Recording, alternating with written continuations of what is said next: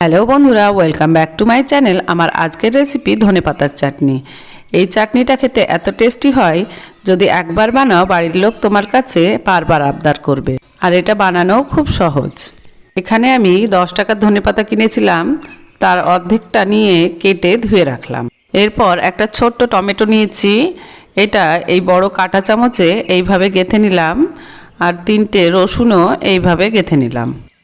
তোমরা অন্য কিছু তো রেখেও এগুলো পুড়িয়ে নিতে পারো, তবে আমার এইভাবে সুবিধা হয় বলে আমি এইভাবে পুড়িয়ে নিই।